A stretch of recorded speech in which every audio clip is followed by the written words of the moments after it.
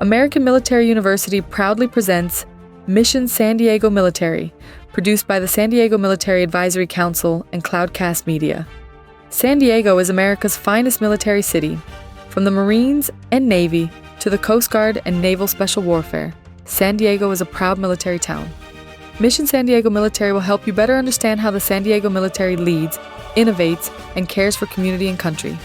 Mission San Diego Military, co-hosted by the CEO of the San Diego Military Advisory Council, retired Rear Admiral David Boone, and Drew Schlossberg with Cloudcast Media, begins right now.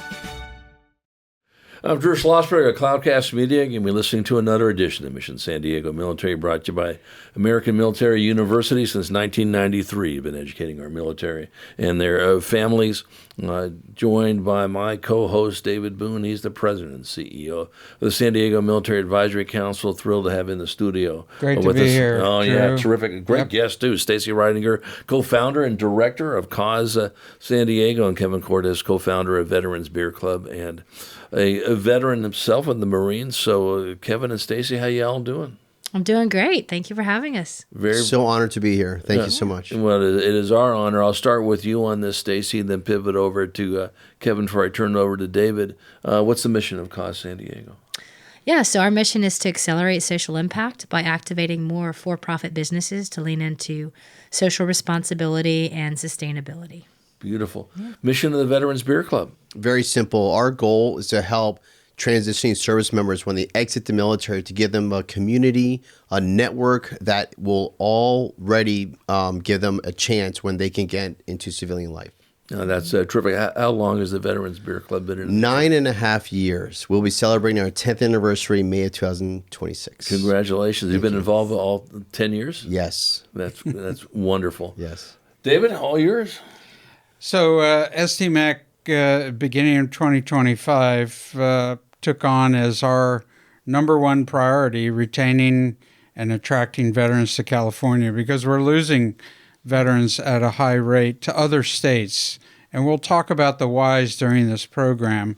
But in the course of doing that, we have partnered with a number of organizations that have the same mission and objective to retain veterans in California. And more recently, in November, there was a CalVet Executive Summit.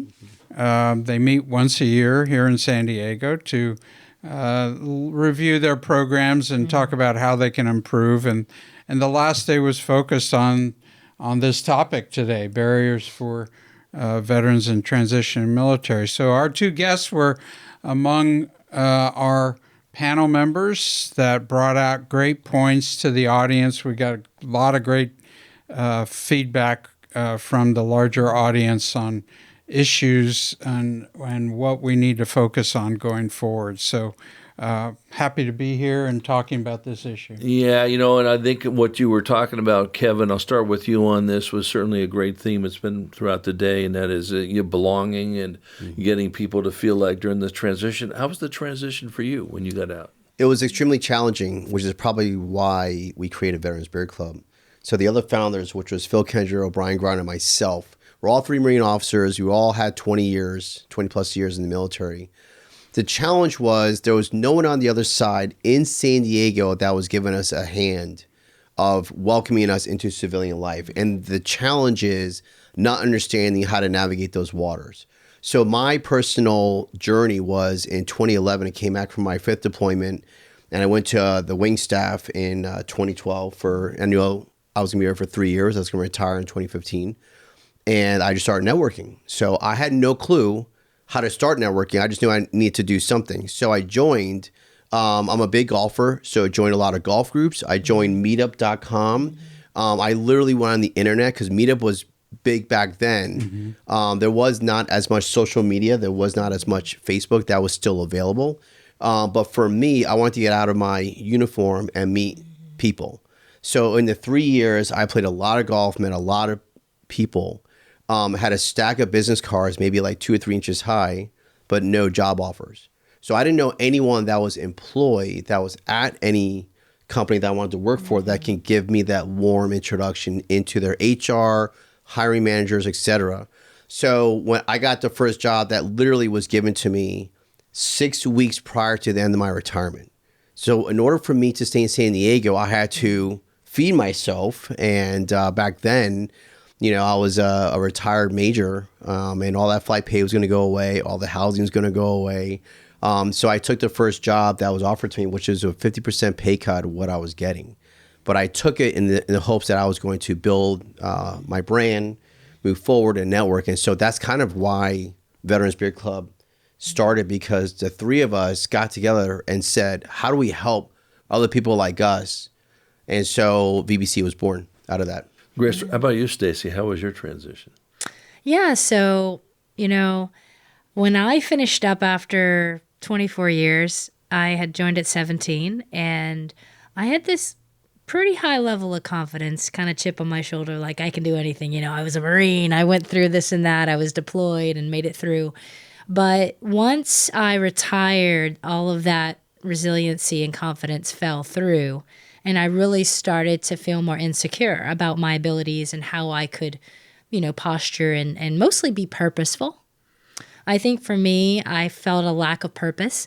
I was very fortunate when I did go out for the job search. I know a little differently than what Kevin was going through, that I actually did get picked up with the first company that I actually went in for interviews with. And even my husband, who's a civilian, had to kind of coach me through that. I'm like, am I supposed to take this position? But the key thing that hit me is that I was working for a company whose CEO was an infantry officer veteran. And so I'm probably like, that's probably why they hired me, right? Let get her in the door.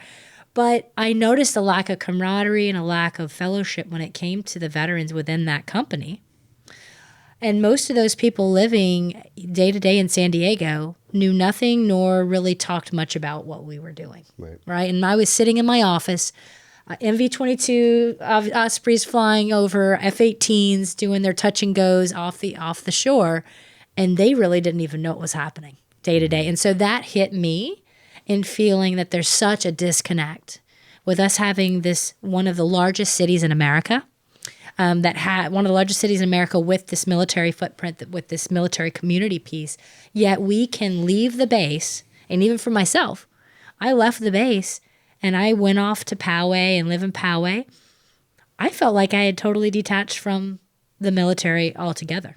Like if I didn't bring myself towards a military base, if I didn't insert myself into a group like the Beer Club or something like that, I would just go along my way. And the added whammy is, as a woman, no one recognizes me as a veteran, right? Mm-hmm. If they see me in a hat, oh, was your husband serving? Yeah. Oh, your dad was in the military. I'm pumping gas with a hat on. Oh, who do you know that's in, so those things. So there were things that started to emerge, and I just couldn't believe it. When you leave out of your uniform, I think that I was just under this assumption that everybody out here knew we were here and wanted to at least acknowledge and or find out ways to help us. But it didn't come out that way. Yeah. Yeah. Go ahead, David. So two things that's a theme, right, from our previous episodes. One is, even though we're in the largest military community in the U.S., if not the world, if you don't have a direct connection to the military with a family member or a really good friend, you live in a bubble that's different than our bubble as a veteran, right? The veteran bubble and the community bubble don't intersect unless you're deliberate about breaking down barriers.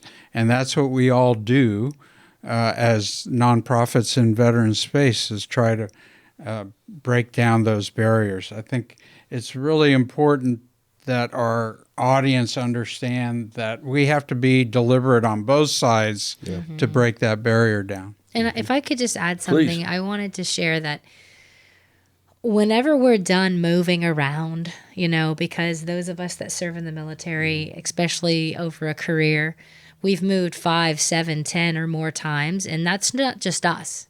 That's our husbands or our spouses, our significant others, our children.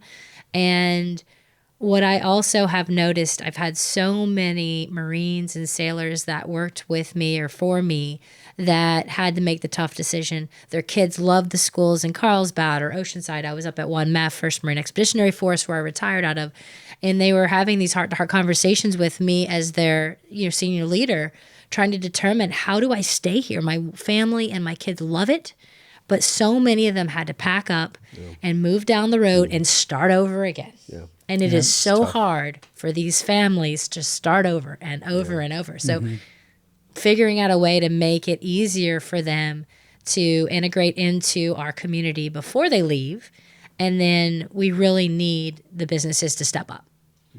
Yeah, that's what we were chatting about. We had Chris Thorne on earlier, the CEO of the North San Diego Business Chamber that you folks know, and talking about how they're very thoughtful about the 850 members of his chamber on how they deal with this. But I want to get back to something that both of you guys talked about, and that is just, and David, this has been a theme of our barriers for success for transitioning military and veterans today, is that the people who don't understand what the life of a military family is and what the sacrifices there are. Yeah, they know the sacrifices. You're defending us on our soil and abroad. I go, yeah, but you forget about what happens when you got to go up and leave 15 times for David, okay? Wow. And I think Tracy said 9. 9 times. Yeah. 9 times and all that business. It's just, but let me ask you this, Kevin. You talked about it. So here you are, you got a stack of cards. Did you teach yourself how to network? Was it hard for you to network? So that's a great question. I'm an extrovert by nature, right? Must be the New Yorker in me. So good for you. By New York is no pizza and Chinese food and baseball. We can talk about that all day long. Right. But most people are not extroverts. So to answer your question, it was easy for me to meet people because I'm naturally good at it. However, that's not the case for everyone. Right. Having all those cards, what I think looking back at that time, I didn't know what to ask for, and there was maybe a little bit of shame built in. Because when you have 20 years of being a helicopter pilot and you've been in combat, you've done all these deployments, you've been on and off the ship, it's kind of hard. I feel one of the biggest pieces to the veteran transition is asking for help and being okay with it. Because there is some shame riddled in. There is a little bit of like, well, I don't want to ask for help. I don't want to bother David because he's busy. So I'll just kind of hide in the corner of my beer and wait for someone to come up to me at a Veterans Beer Club. Yeah. And so, the squeaky wheel's going to get the grease, right? Because I had those cards because I met someone, made a connection. That doesn't necessarily translate into employment, but at least it breaks the ice into saying, hey, I'm available for employment. Now we have great tools like in LinkedIn. It'll say available to work. LinkedIn's been great. LinkedIn is not the only tool. And I think another myth of veterans is, I'll just get on LinkedIn and make a profile. I'm like, man, you gotta put some skin in the game. And to Staci's point, I agree. The companies need to also understand what the situation is. Now, to their defense, the military veteran community globally, like in the United States, about 6% of the United States, 17 to 19 million people. It's not a lot out of a 350 million country. So it is not a big number. But in San Diego, where you have 33% of the population of military, that's a big number, right? A lot of government contractors, a lot of employers could use someone who knows how to just, first of all, show up to work every day, which is a big problem because a lot of people just want to work when they want to work. But you give like Staci mentioned, purpose, and that's a great word. I wanted to have a purpose when I retire. What am I going to do? How can I inflict change? How can I make this place better than how I found it? So a big, long-winded question, Drew, is I have no problem talking to people, but I'm probably not the norm for the majority of people that are transitioning. But you can, I'm sorry, go ahead, David. Well, I was just going to say it's one thing to, in Kevin's case, he can readily meet people, but to have a proper conversation about employment is a different animal. Yep. Yeah, and I would add that I've worked in public relations for 15 plus years in the military, and I went to this Operation Connect one-day event offered by the regional San Diego Chamber of Commerce. Yeah. That's the one that I think you all had on the show earlier. And they invited us and gave us free access to go to their mixers. And it was so uncomfortable. I was like, what is going on here? I can like talk to the media. I've done things all over the world, but it was so uncomfortable because I didn't know how to talk about myself like that. It felt very, I didn't know how to sell, or it felt kind of wrong. It was so unnatural. So, and I think even to this day, it's not something that I'm thrilled about, but those are things that I just didn't remember getting practice on when we did like our retirement classes and preparation. So, but yeah, I was I went through that. And like I said, it was phone screen 3 interviews and I got hired. So I didn't have to keep going over the process, but it doesn't matter what rank you are. I have I'm meeting with a retired 2-star this week to have this conversation. Wow. He's still on terminal leave, and he wants to know how to transition.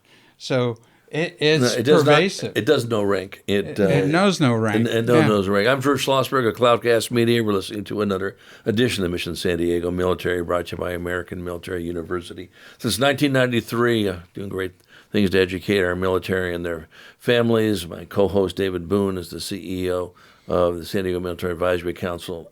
Thrilled to have in the studio with us today Staci Reidinger, friend, colleague of mine, I can say for quite a while now, co-founder of and director of Cause San Diego, and my new best friend, Kevin Cortes, a big baseball guy. We'll be having this conversation moving forward. He's the co-founder of Veterans Beer Club.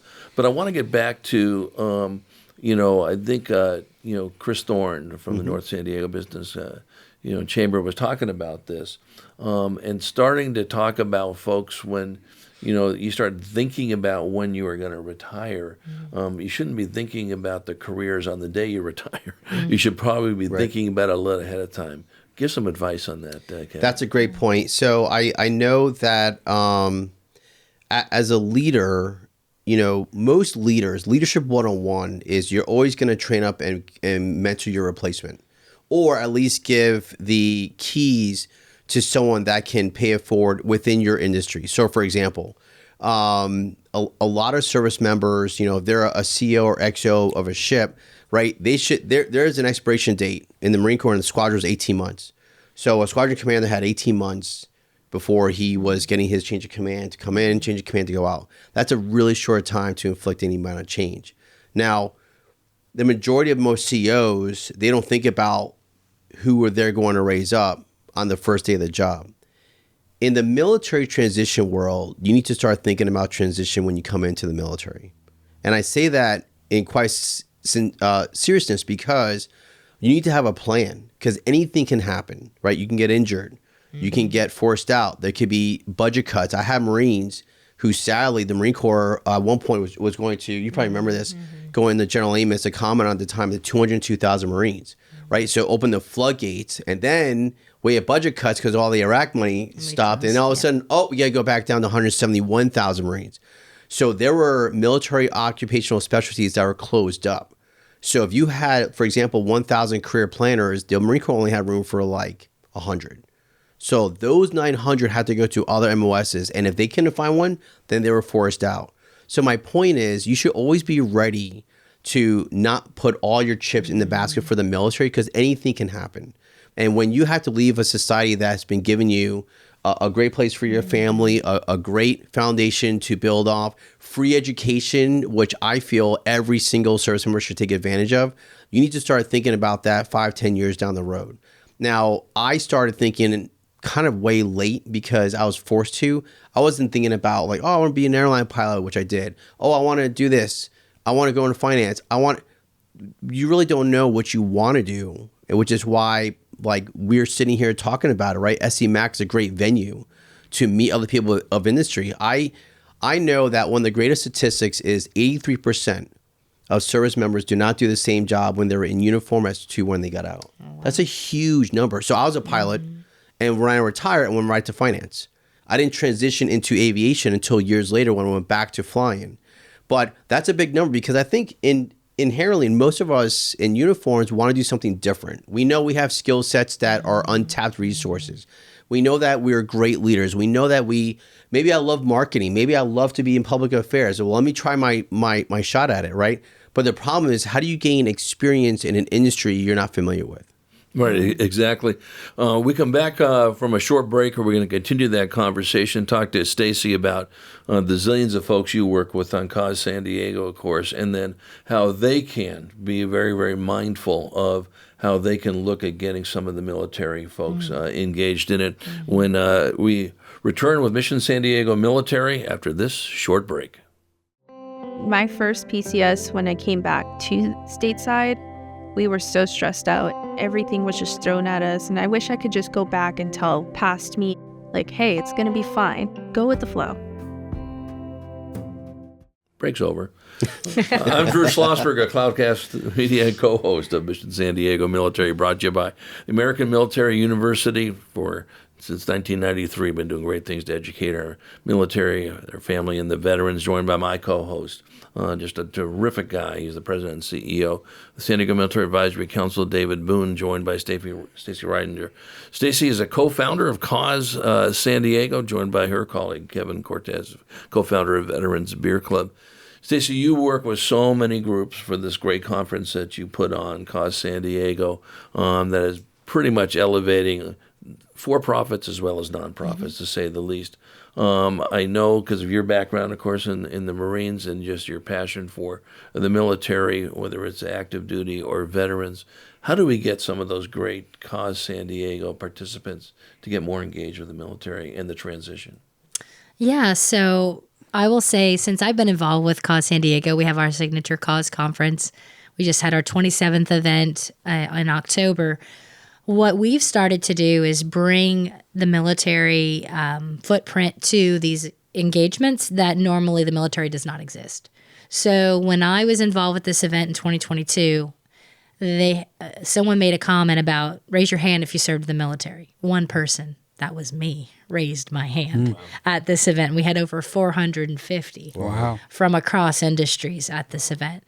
Now, when we raise our hand, it doesn't really matter, because we're putting a spotlight on. I've had military members who have served in the military coming up on stage, talking about their service, and also talking about their current status as far as giving back in the community, working in a civilian sector type of thing. So showing that. Also elevating and giving out awards. We now have a category where we will give out an award for those who have done some great work in the community as a social impact leader. Also, partnering with San Diego Business Journal, really promoting. They have a couple of awards they give out each year for those that are. I think you were actually a part of that, weren't you? Yeah. So yeah, there's these ways. I think we have to. It's like in the military, infiltrate into where they are organically. But also, I think we need to elevate a little bit more about the positive attributes that they bring to the table after service. Unfortunately, the media and movies and TV don't do a great job of portraying us. And so we need to move into places where I'm not quite sure how to crack the nut, but I would just say that we need to do a little bit more than these job fairs and there may be something to just do a better job of showing the success stories. That's why we do Mission San Diego Military Podcast, is to elevate it. And you can't talk about it once. You got to talk about it. David and I talk about this all the time. You got to talk about it at SDMAC Breakfast. You got to talk about it on these podcasts. You got to talk about it at Veterans Beer Club. You got to talk about it here. And it's got to be something you don't think about, it's about the time. No, every single day you need to elevate this. So, I love what you wrote down here. One of the thoughts, and it's just so spot on, Kevin, is that even if you are hired, don't stop networking. Talk about that. You're spot on. It's so true, because being hired is kind of like a really big victory to someone that gets out of the military. It's a huge win, because you're starting a whole nother journey. And I retired at 42, and I have a whole nother life to live. Right. So I know the feeling of, hey, it's going to be okay. Like, Staci is a unicorn. They get hired in her first job when she got out. That's very unusual, but good for her for absolutely saying, you know what, guess what? It could be done. without a doubt.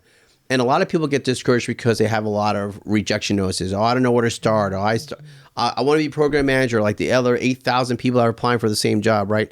But there's so much more gold that can be pulled out of our veteran community, especially people that are transitioning out.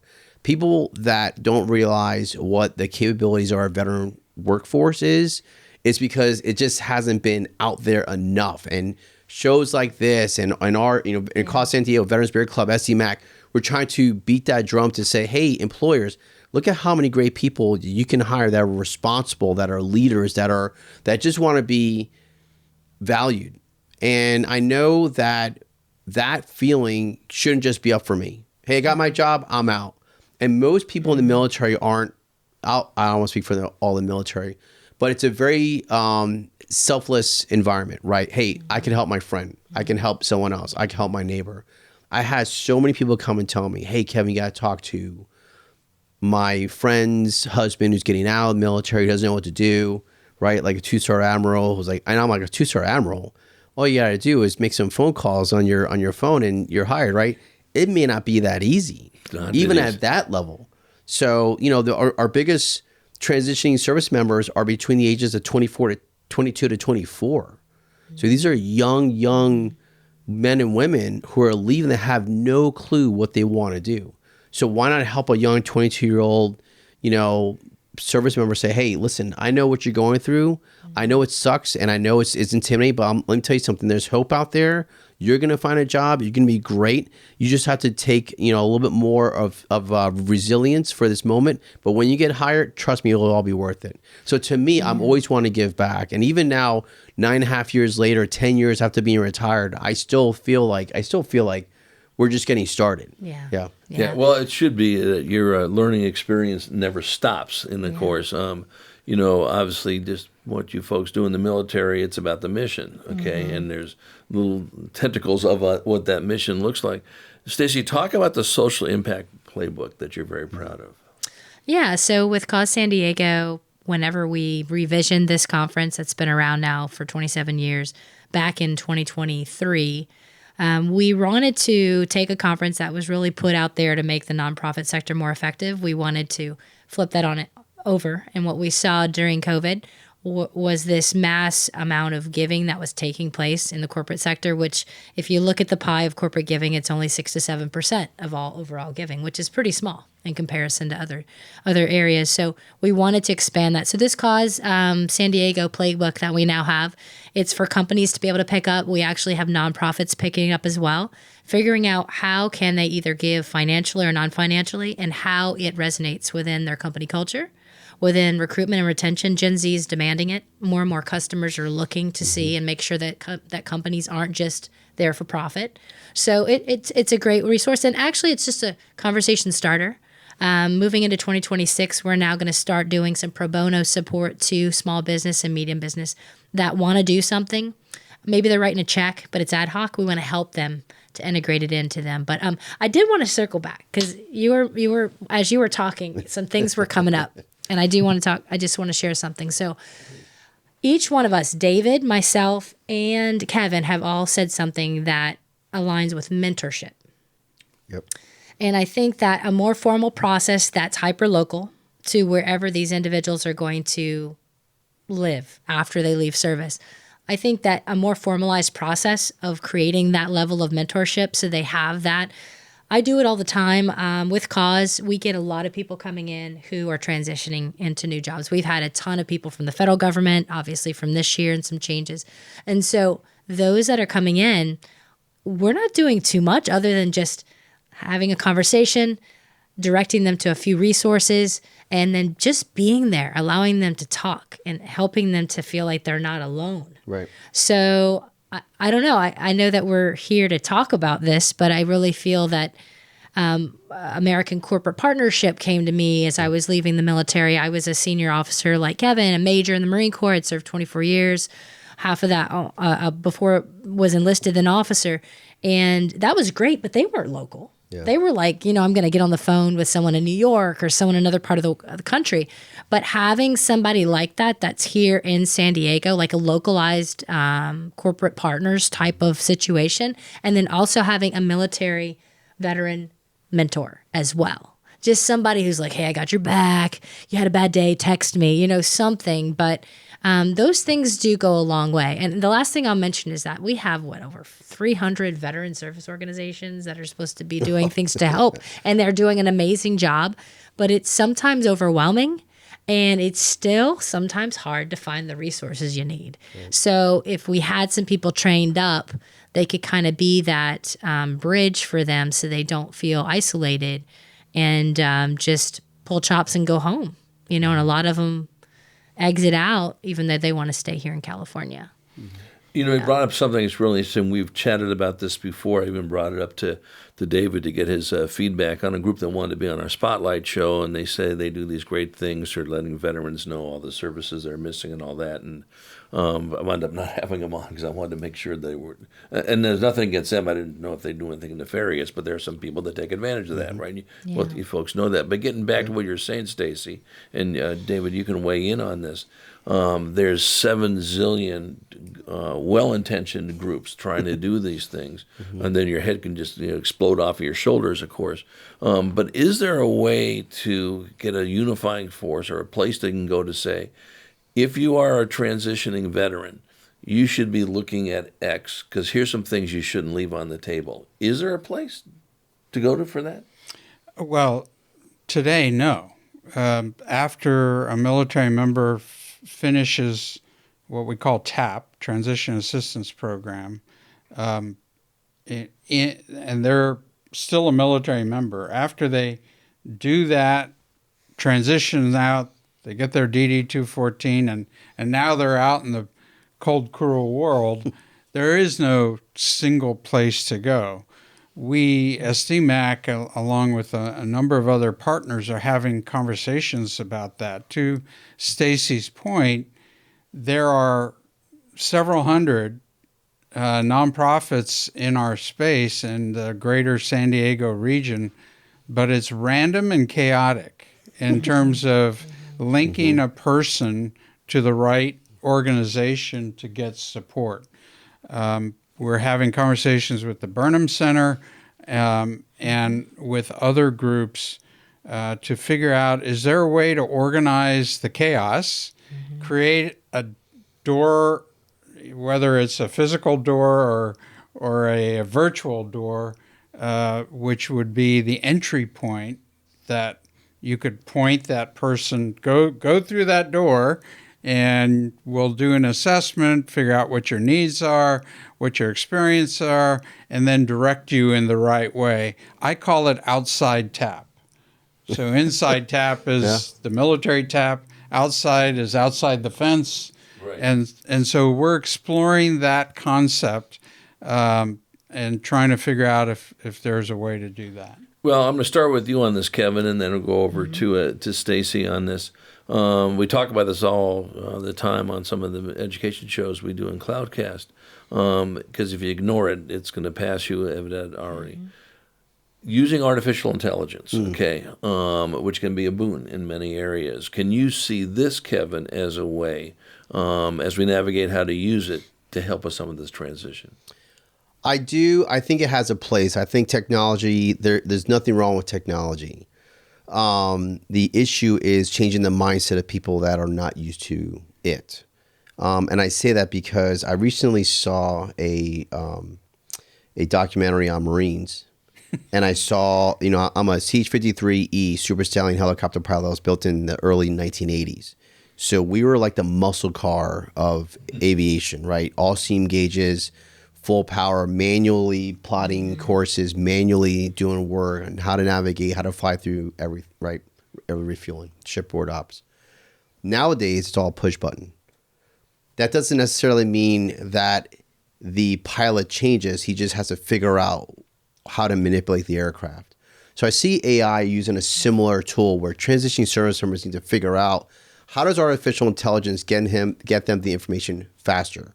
That doesn't necessarily mean that there isn't the relational equity, there isn't the personal contact. But for example, resume building. Resume building with AI, I've tried it several times. It is phenomenal. Is it perfect? No. But it saves me hours and hours and hours.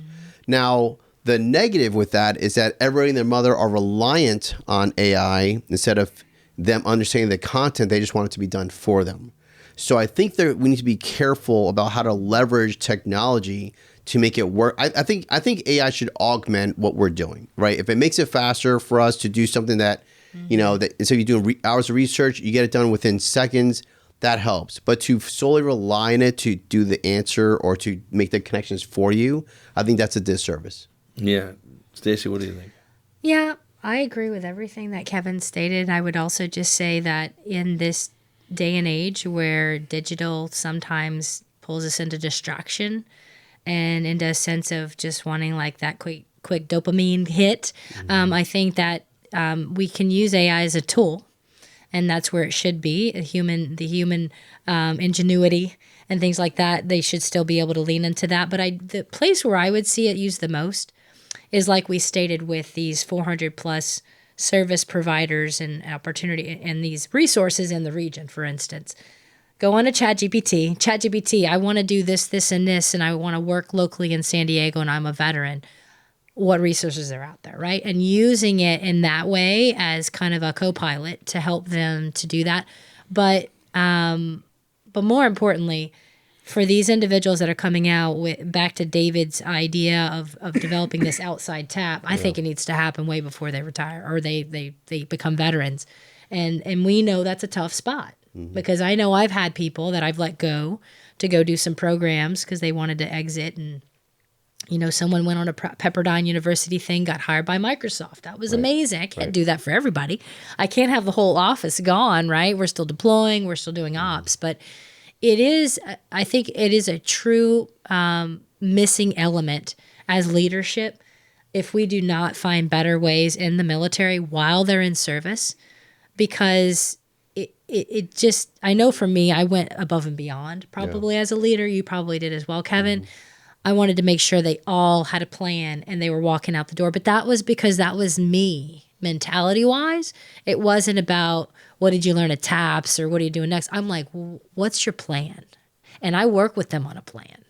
But, we need to figure that piece out. We have career planners left and right, but that's all about in service. Yeah. Right. We're the career planners standing at the door for me afterwards, and that needs to be there. So just to finish on the AI conversation, and perhaps I'm old school, but there's nothing like the human connection. Yep. Right? Exactly. At the end of the day, you need a relationship. Now, maybe 10 years, 20 years from now, we'll be doing the mind meld and it doesn't matter. But today, the human connection still matters. And our younger generation chooses to be electronic about their engagement. Yeah. And there's benefit to that, but you have to know when you need to be engaging people at a personal level.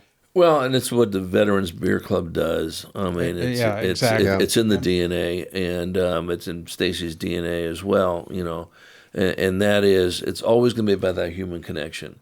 Because when there's 8,000 people applying for that data processing job, but Kevin Cortes calls Philly boy Kendro and says, "Listen, I've got an opportunity here." He's going to listen to what Kevin has to say. I recommend Joe Blow for this.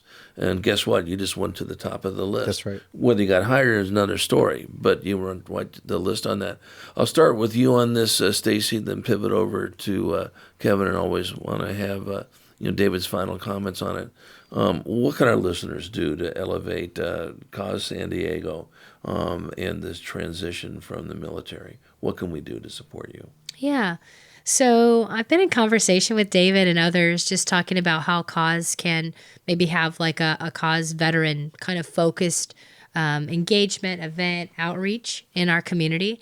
But for those that are listening, what I would just state is that if you have military active duty members, their spouses, family members engaging in the local schools that you're at, just remember that, if they are seeking to settle here in the region, whatever you can bring to the table for them to help them understand it, it is a very different world for us. When we take off the uniform, I worked in public relations for 15 plus years, and it still was very isolating and different. The language is different, the way to talk about business, how to present yourself, how to share and translate what you've done. So all those things. So if you can do anything at all by lending out a hand to just be there to guide them through that process or help them get their first foot in the door for a job, that would be amazing. How'd they get a hold of you? What's the website? Yes, so our website is causesandiego.org. And by the way, we are coming up with a really fun year next year. So check out our website. Starting in January, we'll have a list of things coming up, and we're looking for, we're all volunteer run right now as a nonprofit program, and we're looking for more supporters as far as volunteers. So if you want to join us, let us know. And sponsors too. Of course, always sponsors. And we're sponsors. Kevin, what can we do to continue to elevate the great work of the Veterans Beer Club? That's a great question. I really feel that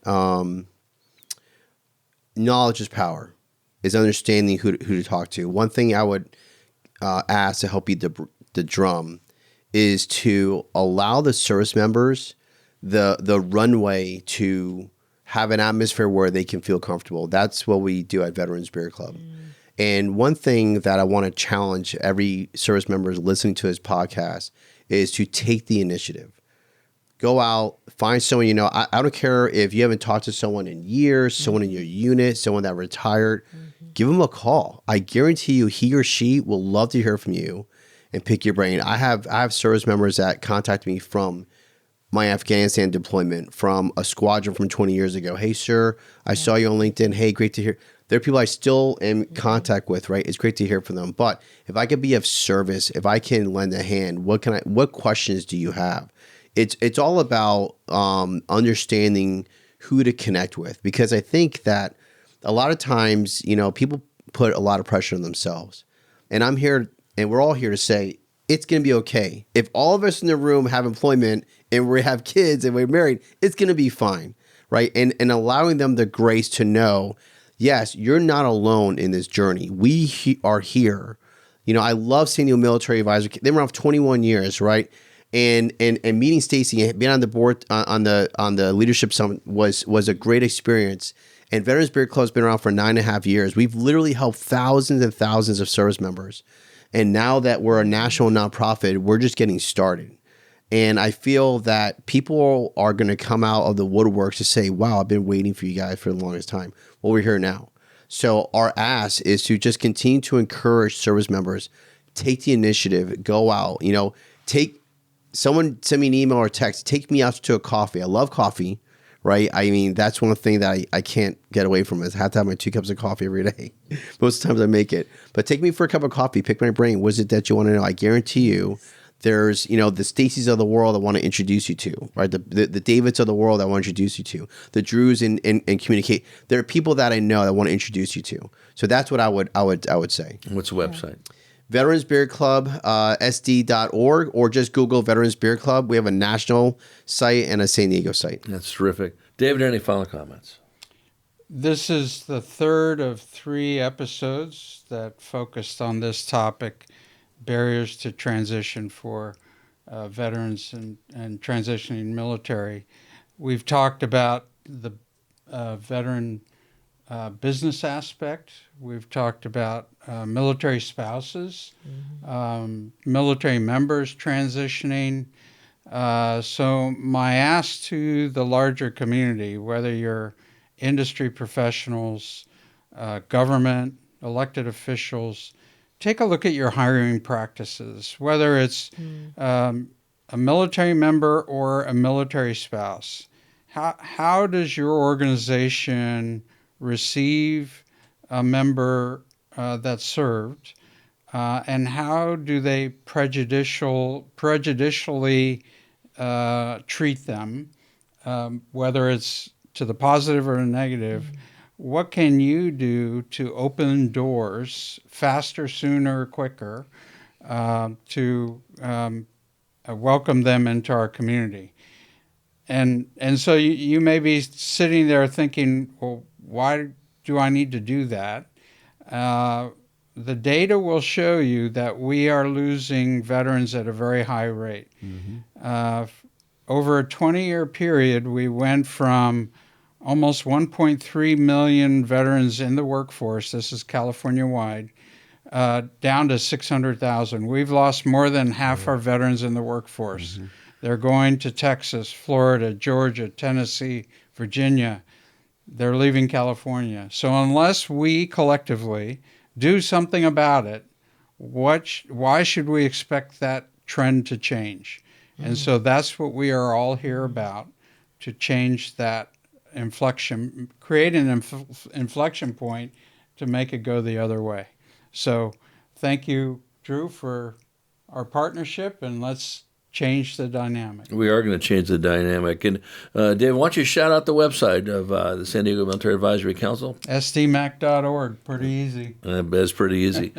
Well, listen, I just can't thank you enough over here. Staci Reidinger, always doing fine content, co-founder of and director of CAUSE San Diego. Kevin, I feel like I've known you for a long, long time. And but just congratulations to your 9.5+ years of success with Veterans Beer Club and many more years to come. And to our audience, I want to give a big shout out to American Military University for sponsoring Mission San Diego Military, and we hope you enjoyed the interview. We hope you enjoyed this episode of Mission San Diego Military, presented by American Military University, an educational leader for active duty military, veterans, and their families. Mission San Diego Military is produced by the San Diego Military Advisory Council in partnership with Cloudcast Media, the national leader in local podcasting. We're sure you learned quite a bit about why San Diego is America's finest military city. Please like, subscribe, and share the show. Cloudcast Media.